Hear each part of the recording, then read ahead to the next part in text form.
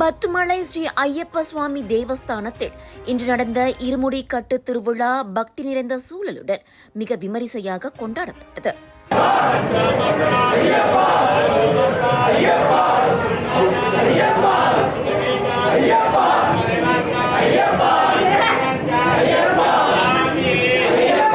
சபரிமலை மேல்சாந்தி மஹிஷ் நம்போதிரி மற்றும் ESS ராமானுஜம் குருநாதர் ஸ்ரீ சடகோப ராமானுஜம் தலைமையில் இருமுடி திருவிழா முதல் முறையாக இன்று இந்த ஆலயத்தில் நடைபெற்றது. கார்த்திகை முதல் நாளில் மாலை அணிந்த ஐயப்ப பக்தர்கள் தங்கள் நேர்த்திக்கடனான இருமுடி கட்டு வைபவத்தை இன்று நிறைவேற்றியதாக தாப்பா நாடாளுமன்ற உறுப்பினரும் மாய்காவின் தேசிய துணைத் தலைவருமான டத்தோஸ்ரீ M. சரவணன் தெரிவித்தார். நாடு முழுவதும் இருந்து தமிழகத்திற்கு சரியாக செல்ல வாய்ப்பு இல்லாதவர்களும் அல்லது செல்ல முடியாத சூழலில் இருக்கின்றவர்களும் புதிதாக ஐயப்பனுக்கு நேர்த்திக்கடன் செலுத்துகின்றவர்களும் இன்றைக்கு அவர்களுடைய சரணாலயமாக இந்த பத்துமலை திருத்தலத்தில் அமைந்திருக்கின்ற ஐயப்ப தேவஸ்தானம் விளங்குகின்றது.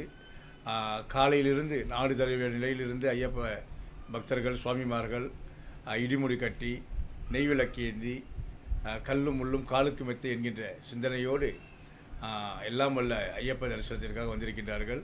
அதே நேரத்தில் ஒவ்வொரு ஆண்டும் இந்த திருத்தலத்தில் வருகின்ற பக்தர்களுடைய எண்ணிக்கை அதிகரித்து கொண்டே இருக்கின்றது.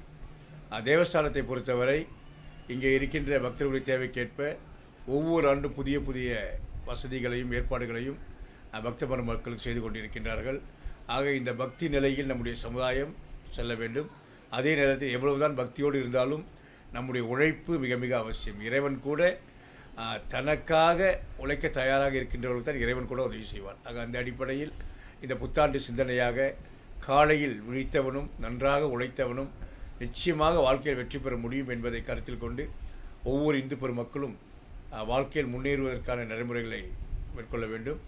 சபரிமலைக்கு செல்ல முடியாத ஐயப்ப பக்தர்கள் மலேசிய சபரிமலை என்று போற்றப்படும் பத்துமலை ஸ்ரீ ஐயப்ப சுவாமி ஆலயத்திற்கு பாத யாத்திரையாக வந்து தங்கள் நேர்த்திக் கடன்களை செலுத்தியதாக ஆலய தலைவர் யுவராஜா கூறினார்.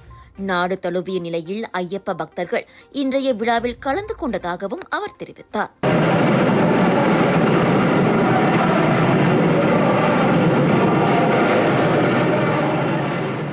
இன்றைக்கு கார்த்திகை முதல் நாள் மாலை அணிந்த சுவாமிமார்கள் அவங்களோட நேர்த்தி கடன் வந்துட்டு செலுத்துறதுக்கு இருமுடி கட்டு வைபவம். ஐயப்ப வழிபாடு நெய் அபிஷேகம் ஒரு முக்கியமான ஒரு வழிபாடு.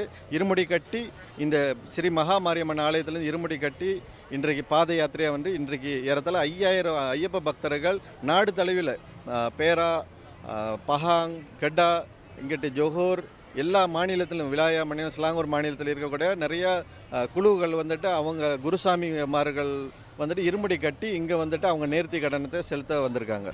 இதனிடையே எதிர்வரும் ஜனவரி 14 நடைபெறவிருக்கும் மகர ஜோதி திருவிழாவும் மிக சிறப்பாக நடைபெறும் என ஆலய தலைவர் கூறினார்.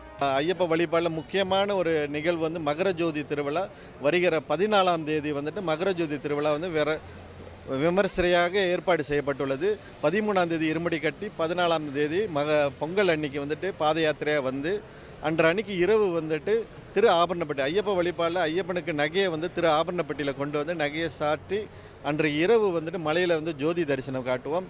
இதில் வந்து அழைப்பாக ஏற்றி எல்லா ஐயப்ப பக்தர்களும் சுவாமிமார்களும் பக்தர்கள் அனைவரும் இந்த பூஜையில் வந்து கலந்துக்குமாறு கேட்டுக்கொள்கிறோம். சுவாமியே சரணம் ஐயப்பா. இவ்வேளையில் தங்களது இருமுடிக்கட்டு விழா குறித்து பக்தர்கள் தங்களது அனுபவத்தை வணக்க மலேசியாவிடம் இவ்வாறு பகிர்ந்து கொண்டனர்.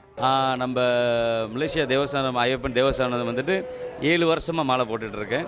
இன்றைக்கி வந்துட்டு நம்ம நடப்பாதை வந்துட்டு காம்சிங் மாரியம்மன் கோயிலேருந்து பத்திகேஃபுக்கு நடப்பாதை வந்திருக்கோம். நல்ல தரிசனம், 7 வருஷமும் நல்ல பிளஸிங். ரொம்ப சந்தோஷமாக இருக்குது சாமி. ஆனால் நான் பாதியில் தான் நடந்து வந்தேன்.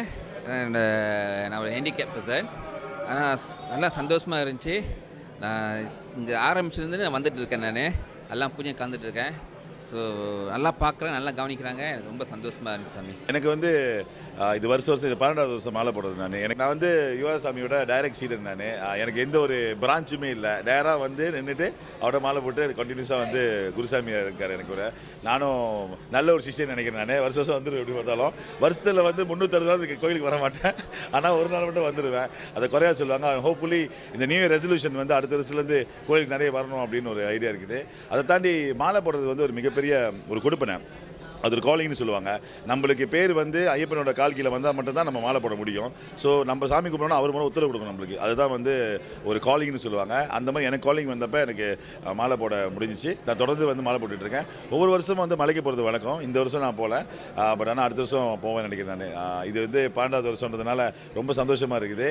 ஏறக்குறைய 5000க்கும் மேற்பட்ட பக்தர்கள் இன்று இருமுடி கட்டு விழாவில் பங்கேற்றனர்.